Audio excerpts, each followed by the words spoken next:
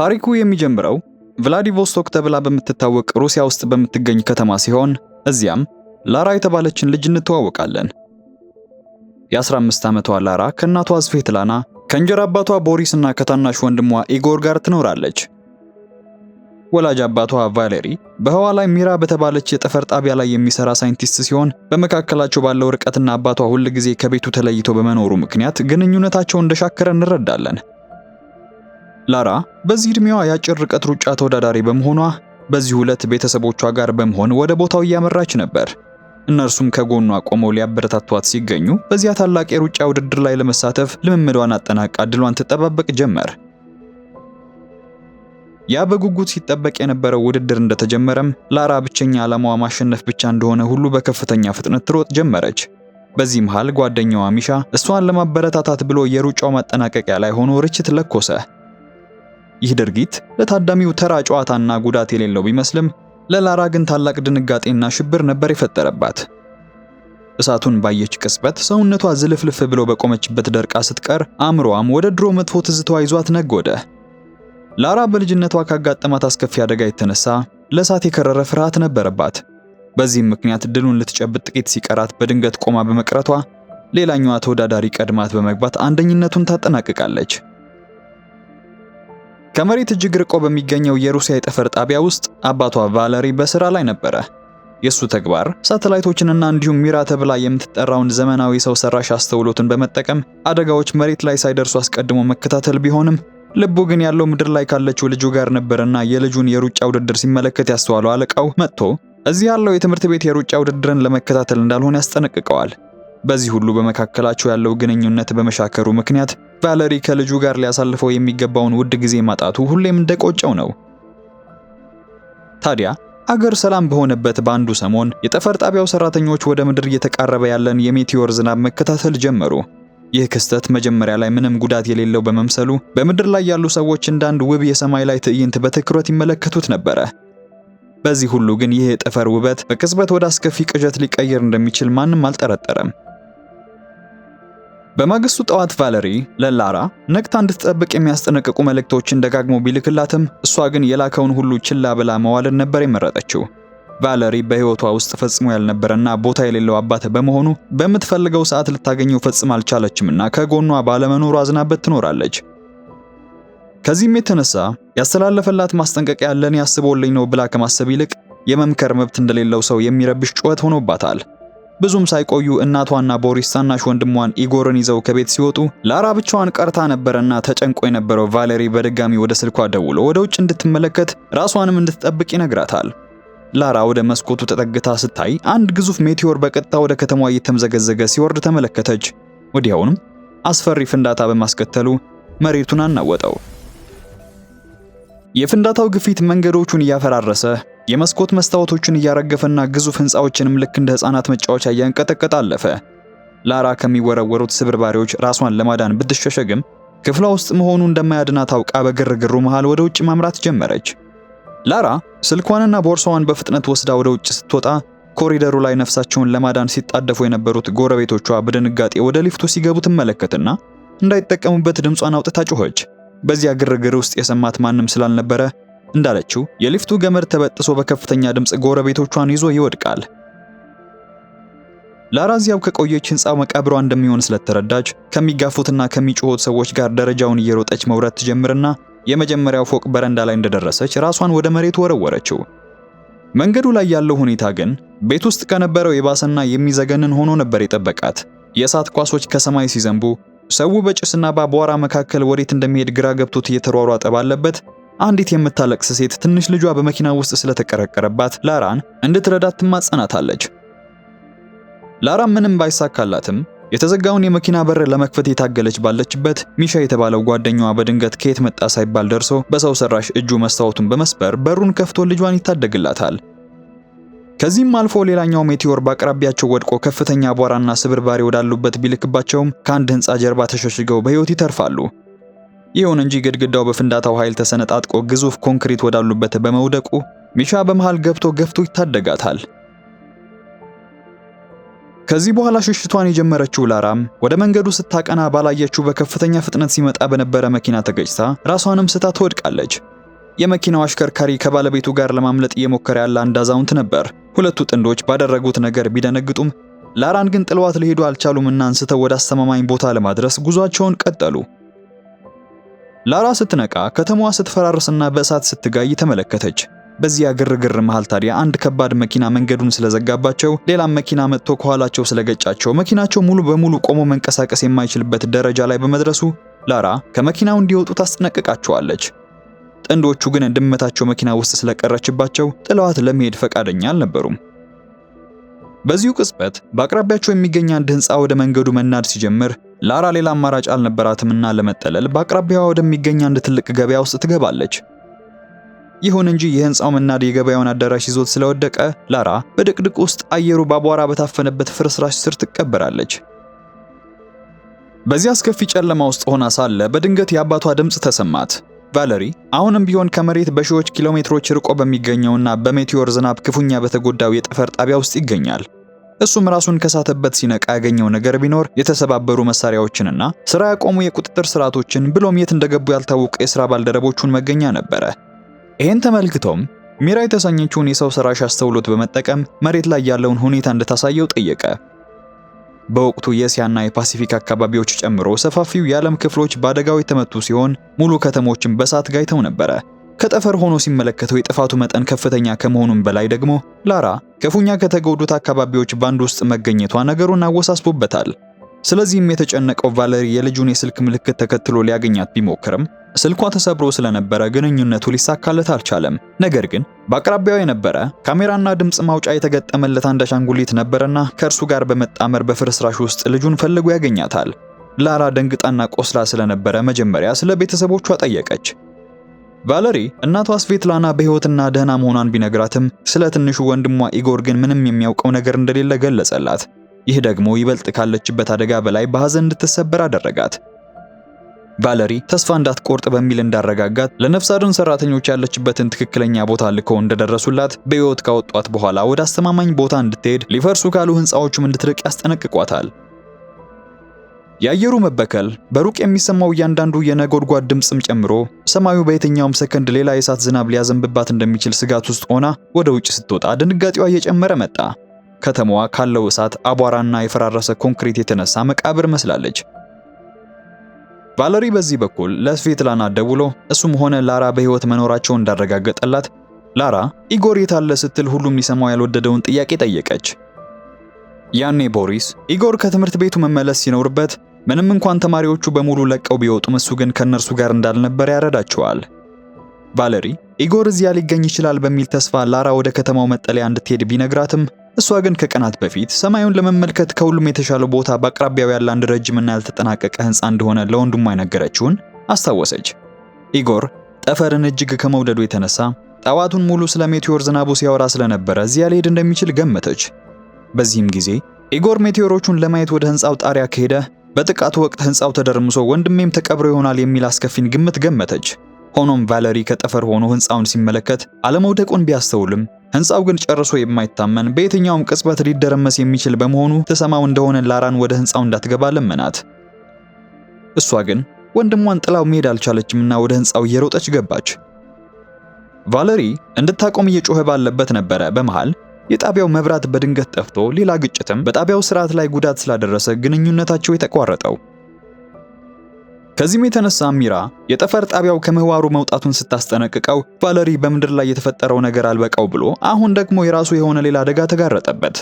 በዚህ አደጋ ምክንያት ብዙም ሳይቆይ ጣቢያው ተምዘግዝጎ ወደ ምድር መውደቁ ስለማይቀር ሁሉም ነገር ተቃጥሎ ከመጥፋቱ በፊት ጥቂት ሰዓታት እንዳሉት እያወቀ የራሱን ነፍስ ለማዳን ቅንጣት ታህል አላሰበም። ይልቁንም ብቸኛው ምኞቱ በድጋሚ ከልጁ ጋር መገናኘት ብቻ ነበረ። እዚህ ላይ ሚራ በቴክኒክ ክፍሉ ውስጥ አሁንም የኃይል አቅርቦት እንዳለ ትነግረዋለች። ሆኖም ወደዚያ የሚወስደው መንገድ ሙሉ በሙሉ በአደጋው ተደርምሶ ነበር። ክፍሉ በአቅራቢያው ቢገኝም በዚያ ርቀት ላይ ያለምንም መከላከያ በጠፈር ላይ መንሳፈፍ ግን ለሞት የሚዳርግ አደገኛ ተግባር ነበርና ቫለሪ የጠፈር ልብሱን ለብሶ አንድ ኤሌክትሪክ ገመድን ጨበጠ። ከዚያም ከጣቢያ ወጥቶ በፈራረሱት አካላት መሃል ተንሳፎ ተጎድቶ ወደ ነበረው የቴክኒክ ክፍል መድረስ ቻለ። በዚህ መሃል ላራ ወደዚያ በማንኛውም ቅጽበት ሊደረመስ ወደ ተቃረበው ህንፃ ውስጥ ዘለቀች። ህንፃው ባዶና ጭር ያለ፣ በየትኛውም ቅጽበት ተደርምሶ አመድ ለመሆን የደረሰ ይመስላል። የተሰባበሩት ደረጃዎችና የተሰነጣጠቁት ግድግዳዎች እያንዳንዱን እርምጃ አደገኛ ቢያደርጉባትም በዝግታ የኢጎርን ስም ደጋግማ እየተጣራች ፍለጋዋን ትጀምራለች። ከቆይታ በኋላ ድምፁን ሰማች። ወንድሟ በህይወት እንዳለ እንደገባትም እየተደረመሰ ባለው ኮንክሪትና በተጠማዘዘው ብረት መሃል እየተንጠላጠለች ወጣ ያዘችው። በዚያው ቅጽበት ቫለሪ በጠፈር ላይ ሆኖ የኤሌክትሪክ ገመዱን ከተጠባባቂው ባትሪ ጋር በማገናኘት ኃይል መልሶ እንዲመጣ እያደረገ ነበረ። ምንም እንኳን ሁሉም እንደገና መስራት ቢጀምርም የጠፈር ጣቢያው ግን ቫለሪ ከምድር ጋር እንዲገናኝ ባስቻለው ገመድ ብቻ ነበረ በጭንቅ ተያይዞ የቆመው። እሱም በጥንቃቄ ወደ መቆጣጠሪያ ክፍሉ ተመልሶ ላራን ለማግኘት ሲሞክር የአሻንጉሊቱ ካሜራ በመበላሸቱ ግንኙነቱ ሊመሰረት አልቻለም። ስለዚህም ቫለሪ ሌላ አማራጭ ፍለጋ ይገባና በከተማ ውስጥ ካለው የኔትወርክ መስመር ጋር የተገናኘ አሁንም ስራ ላይ ያለ ማንኛውንም ኤሌክትሮኒክስ መፈለግ ጀመረ። በምድር ላይ ላራና ኢጎር ያ ሊደረመስ ከነበረው ህንፃ ውስጥ ልክ እንዳመለጡ ነበረ ህንፃው ከኋላቸው ወድቆ አቧራው መንገዳቸውን የሸፈነው። ላራ ከሚረግፉት ስብርባሪዎች ወንድሟን ለመጠበቅ ስትልም በፍጥነት በአቅራቢያ ወደሚገኝ አንድ ሱቅ ውስጥ ይዛው እንደገባች እዚያ ተሸሽገው አደጋውን ለማሳለፍ ሞከሩ። ወደ ውጭ ሲወጡ ግን የፈራረሱ መንገዶች፣ የተጨፈለቁ መኪኖችና ጥቂት እርምጃዎችን እንኳን ማየት በማያስችል መልኩ ከተማዋ በአቧራ ታፍና ተመለከቱ። ከዚህም የተነሳ ላራ የት መሄድ እንዳለባት ግራ ገብቷት በነበረበት በዚያ መሃል ከፊቷ ያለው የትራፊክ መብራት አረንጓዴ ሲሆን አየችው። መጀመሪያ ላይ መብራቱ ተበላሽቶ መስሏት የነበረ ቢሆንም ዞር ስትል ግን ሌላኛው መብራት ወደ ቀይ ተለወጠ። በዚያ ቅጽበት ነገሩ በዘፈቀደ የሚሆን እንዳልሆነና አባቷ አሁንም ቢሆን ከጎኗ እንደሆነ ተረዳች። ቫለሪ ከከተማዋ የመቆጣጠሪያ ስርዓቶች ጋር ተገናኝቶ ነበርና በቀጥታ ሊያናግራት ባይችልም በትራፊክ መብራቶች፣ በመኪና ጥሩምባዎች፣ በደህንነት ካሜራዎች፣ በጎዳና ምልክቶችና እርሱ ሊቆጣጠራቸው በሚችላቸው ነገሮች ሁሉ ይመራት ጀመረ።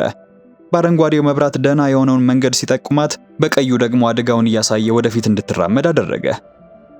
ላራ ወደ አንዱ የደህንነት ካሜራ ቀና ብላ ስታይ አባቷ ህይወቱ ልታልፍ እንደተቃረበች እያወቀ የጠፈር ጣቢያ ውስጥ ታስሮ እንደሚከታተላት ታወቀች። የቫለሪን ምልክቶች በመከተልም ሁለቱም ወታደሮችና የነፍስ አድን ቡድኖች የተረፉ ሰዎችን ወደሚረዱበት ቀጠና ደረሱ። ልክ እዚያ እንደደረሱ ግን አካባቢውን የሚያናውጥ ከባድ ፍንዳታ ይከሰትና በአቅራቢያቸውም የነበረ አንድ ሄሊኮፕተር እየተምዘገዘገ ይወድቃል። ላራ በአደጋው የተመታ ወንድሟ አለመጎዳቱን ለማረጋገጥ ስትጣደፍ፣ በጠፈር ላይ የነበረው ቫለሪ ደግሞ በሳተላይቱ በወንዙ አቅራቢያ ያለ አንድ ግዙፍ የነዳጅ ጫኝ መርከብ መመታቱን፣ ከዚህም የተነሳ ሌላ ከፍተኛ አደጋ ሊከሰት መቃረቡን እየተመለከተ ነበረ። የባሰው ደግሞ ሌሎች የነዳጅ ጫኝ መርከቦችን በአቅራቢያው መኖራቸው ነበረ። እሳቱ ወደ እነሱ ካለፈ የሚፈጠረው ፍንዳታ ግማሽ ከተማዋን ሊያጠፋት የሚችል አቅም ነበረው። በዚህ ሁሉ የቫለሪ የጠፈር ጣቢያ ወደ ምድር መምዘግዘጉን ሲቀጥል፣ ላራ ደግሞ ኢጎርን ተሸክማ ወደ አንዱ የነፍስ አድን አውሮፕላን ተጠግታ ወታደሮቹ ወደ ሆስፒታል እንዲወስዱት እየተማጸነች ነበረ። እነሱ ግን ቦታ የለም፣ አውሮፕላኑ ከሚችለው በላይ ጭኗል ሲሉ ሊቀበሏት አልፈቀዱም። ላራ በለቅሶ የተማጸነቻቸው ባለችበት ጊዜ ግን ወደዚህ ቦታ ቀድሟት የደረሰው ጓደኛዋ ሚሻ ብቅ ብሎ ቦታውን ለኢጎር በመልቀቅ እንዲወስዱት ያደርጋል። ከዚህም የተነሳ ኢጎር ወደ አስተማማኝ ቦታ ሲወሰድ፣ ላራ ግን እዚያው ከሚሻ ጋር ትቀራለች። በዚህ መሃል የሚሻ ስልክ በድንገት ጠራ። ደዋዩ ቫለሪ ነበርና ስልኩን በፍጥነት ለላራ እንደሰጣት የአባቷን ድምጽ ገና ከመስማቷ በአስቸኳይ አካባቢውን ለቃ እንድትወጣ የሚያስጠነቅቅ ትዕዛዝ ነበር የሰማችው። የነዳጅ መርከቡ ሊፈነዳ እንደሆነና ሁሉንም ሰው ለማዳን ጊዜ እንደሌለ ጨምሮ ይነግራታል። ላራ ግን ይህንን መቀበል አልቻለችም። በአቅራቢያዋ ያሉትን ቆስለው የወደቁ ሰዎችን እየተመለከተች ዝም ማለት አልሆነላትምና ሁሉንም ሰው ማስጠንቀቅ አለብን አለችው። ቫለሪ ግን በቂ ጊዜ የለም፣ ሁሉንም ሰው በአንድ ጊዜ ለማስወጣት ብንሞክር ግርግር ይፈጠራል፣ ሰዎች ይረጋገጣሉ፣ በዚህ ሁሉ እሳቱ ወደ ሌሎቹ መርከቦች መድረሱ አይቀርም፣ አሁን ትክክለኛው ምርጫ አንቺ ራስሽን አድነሽ ማምለጥ ብቻ ነው በማለት እውነቱን ይነግራታል። ያየችው መከራ ሁሉ ያበረታት ላራ ግን ጥላ ለመሮጥ ፈቃደኛ አልሆነችም። እዚህ ላይ ሚሻ ጣልቃ ገብቶ እንዲህ ያሉ ግዙፍ መርከቦች የእሳት መቆጣጠሪያ ስርዓት አላቸው፣ እርሱን መክፈት ከቻልን እሳቱን እናቆመው ይሆናል የሚል ሐሳብ አቀረበ። ላራም አባቷ ሌሎች ቴክኖሎጂዎችን ሲቆጣጠር ተመልክታለችና አንተ ከጠፈር ሆነ ልታደርገው አትችልም ስትል ጠየቀችው። ሆኖም ቫለሪ ሁኔታውን ሲፈትሽ መርከቡ በጣም ያረጀ በመሆኑ የመቆጣጠሪያ ስርዓቱ የቆየ እንደሆነ ያሳውቃታል። ስለዚህ ከጠፈር ሆኖ ሊቆጣጠረው አይችልምና አንድ ሰው በአካል መርከቡ ላይ ተገኝቶ ያንን መቆጣጠሪያውን መቀስቀስ እንደሚኖርበት አረዳቸው። ላራ ያንን አደገኛ ስራ እሷ ለመስራት ስትወስን፣ ቫለሪ ግን ፈቃደኛ አልነበረምና ከአካባቢው እንድትርቅ ይጮህባታል። እሷ ግን የእርሱን ትዕዛዝ መስማት ስለሰለቻት በንዴት ስልኩን ወደ ሐይቁ ወርውራ ከሚሻ ጋር በመሆን በትንሽ ጀልባ ወደሚቃጠለው የነዳጅ መርከብ አመራች። መርከቡ ላይ ሲደርሱ እሳቱ በከፍተኛ ፍጥነት እየተስፋፋ መርከቡ በማንኛውም ሰከንድ ሊጋይ እየተዘጋጀ መስሎ ነበር የጠበቃቸው። ከዚህም የተነሳ ወደ ውስጥ ከገቡ በኋላ ላራ የአባቷ እርዳታ እንደሚያስፈልጋት ተረዳች። ስለዚህ እሱን ለማግኘት ብቸኛ አማራጯ የተበላሸው አሻንጉሊት ነበርና ሚሻ አሻንጉሊቱን ጠግኖ ቫለሪ እንደገና ማግኘት ይችል እንደሆነ ጠይቀዋለች። እንደ ድል ሆኖ ሚሻ በፍጥነት ነበርና የጠገነው ኮኔክሽኑ እንደተስተካከለ ቫለሪ ልጁን በሚቃጠለው መርከብ ውስጥ ሲያያት ክፉኛ ደነገጠ። ሆኖም በጭቅጭቅ ጊዜን ለማባከን ስላልፈለገ የመርከቡን ንድፍ አውጥቶ ሁለቱንም ወደ እሳት መቆጣጠሪያው ክፍል መምራት ጀመረ። መርከቡ ውስጥ ዘልቀው ሲገቡ የሚሰማው ጩኸት፣ ጭሱና እሳቱ ያስፈራ ነበር። በዚህ መሃል ታዲያ ሚሻ በስህተት አንዱን በር በመክፈቱ ታምቆ የነበረው የእሳት ነበልባል ተወርውሮ ይወጣና ፍንዳታው በኃይል ወርውሮ ይጥለዋል። ላራ ይህን እንደተመለከተች ባለችበት ደንዝዛ ቀረች። ያ የልጅነት አሰቃቂ ትዝታና ለእሳት ያላት ጥልቅ ፍርሃት ልክ በሩጫ ውድድር ላይ እንዳደረጋት ሁሉ እንደገና አሁንም ሽባ አደረጋት። በዙሪያው ያለው እሳት መንደዱን ቀጥሏል። ሚሻም ራሱን ስቷል። የከተማዋም ህልውና በእርሷ እጅ ላይ ወድቋልና ተስፋ እንደቆረጠች ብሎም እንደተሸነፈች ሁሉ በማሰብ እዚያው ተቀምጣ ማልቀስ ጀመረች። በዚያው ቅጽበት ግን የቫለሪ ድምጽ ባሻንጉሊቱ በኩል በረጋ መንፈስ ተሰማ። የሱ የጠፈር ጣቢያው እየፈራረሰ ቢሆንም አሁን ማቆም እንደማትችል ልጁን ከማበረታታት አልተቆጠበም ነበረ። ተስፋ ከቆረጠች እሳቱ ወደ ሌሎቹ መርከቦች መድረሱና ስፍር ቁጥር የሌላቸው ሰዎች ማለቃቸው እንደማይቀር ደግሞ ካስረዳት በኋላ አሁን ቆማ ስራውን መጨረስ እንዳለባት ይነግራታል። ላራ ግን እየተንቀጠቀጠች በጣም እንደፈራች ስትነግረው ቫለሪም በሚሻ ሰው ሰራሽ የኤሌክትሪክ እጅ አማካኝነት የልጁን እጅ በመያዝ ያረጋጋት ጀመረ። ያኔ ላራ ከረጅም ጊዜ በኋላ አባቷ እዚሁ አጠገቧ እንዳለ ተሰምቷት ማልቀስ ስትጀምር፣ ቫለሪ ግን ቆይተን እናወራለን፣ አሁን ግን በህይወት መትረፍ አለብሽ በማለት የአደጋው ጊዜ ሳጥኑ እንድትከፍትና የእሳት መከላከያ ልብሱ እንድታወጣ ያዛታል። የጠፈር ጣቢያዋ ሚራ ወደ መሬት የከባቢ አየር ክልል ውስጥ ስትገባ የውጨኛው አካሏ በእሳት መጋየት፣ የቁጥጥር ስርዓቶቿም አንድ ባንድ ስራ ማቆም ጀመሩ። ቫለሪ አሁንም ቢሆን ጊዜው እያበቃ መሆኑን ቢያውቅም ላራን ብቻዋን ለመተው ግን ፈቃደኛ አልነበረም።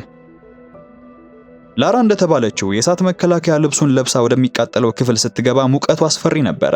ሆኖም ምንም እንኳን በየአቅጣጫው በእሳት ነበልባል ብትከበብም ፍርሃት እንዲቆጣጠራት ሳትፈቅድ ወደፊት መጓዟን ቀጠለች። ቫለሪ በጭሱ መሃል እየመራ ሲወስዳት ጣቢያው እየተቃጠለ ነበርና ድምፁ መቆራረጡ አልቀረም። ቢሆንም ግን እስከ መጨረሻው ቅጽበት ድረስ አብሯት ነበርና ላራ በመጨረሻም ዋናው መቆጣጠሪያው ጋር ደርሳ ባለ በሌላ ኃይሏ መቆጣጠሪያውን ስታሽከረክረው የአደጋ ጊዜ ስርዓቱ ስራ በመጀመሩ የሚወጣው ውሃ እሳቱን ያከስመዋል። ከዚህም የተነሳ ያ ሁሉ ሰው ከከተማዋ ጋር ሊጠፋበት ያለው ፍንዳታ ይገታል። ራሱን ስቶ የነበረው ሚሻም በዙሪያው ውሃ ሲፈስ እንደነቃ ሁለቱም እየተጋገዙ ወደ ውጭ ወጥተው የነፍስ አድን ቡድኑ ጋር ይገናኛሉ። ነገር ግን ላራ ቀና ብላ ወደ ሰማይ ስትመለከት ከፈራረሰው ከተማ በላይ አንድ የሚነዳ አካል ልክ እንደ እሳት ኳስ እየተምዘገዘገ ሲወርድ ተመልክታ አባቷ አሁንም በዚያ ውስጥ እንዳላውቃለችና ልቧ በሐዘን ተሰበረ። ምንም እንኳን ቫለሪ ራሱን የማዳን እድል የነበረው ቢሆንም የማምለጫ መንኮራኩሩን ተጠቅሞ ከመውጣት ይልቅ እስከ መጨረሻው ድረስ እዚያው በመቆየት የቀሩትን ጥቂት ሰኮንዶች ላራን ለመምራት፣ ኢጎርን ለመጠበቅ፣ የመርከቡን ፍንዳታ ለማስቆምና በሺዎች የሚቆጠሩ ሰዎችን ለመታደግ ተጠቀመባቸው። በምድር ላይ ከልጁ ጎን በአካል ባይቆምም ከሰማይ ሆኖ ግን በቻለው መንገድ ሁሉ እጇን ይዞ አድኗታል። ከጥቂት ጊዜ በኋላ ላራ ወደ ሆስፒታል ተወስዳ ከእናቷ ጋር እንደተገናኘች አይኖቿ በእንባ ተሞልተው አባቷ ቫለሪ ለዘላለም እንደተለያቸው ነገረቻት። በዚያው ቅጽበት የእንጀራ አባቷ ቦሪስ ወዳሉበት መጣ። ላራ ለረጅም ጊዜ እውነተኛ አባቷን በሌላ ሰው እንደመተካት ያህል ይሰማት ስለነበረ ራሷን ከቦሪስ ስታርቅ ነበር የኖረችው። ነገር ግን ላራ ካለፈው መከራ ሁሉ በኋላ አንድ እውነታ ገብቷታል።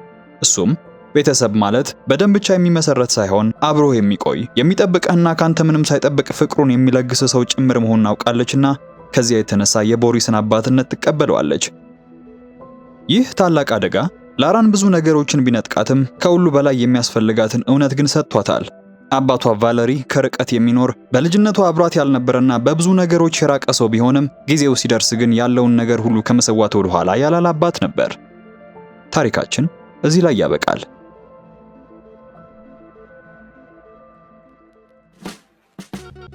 ዛሬ ያቀረብኩላችሁ ሚራ የተሰኘ ፊልም ባጭሩ ነው።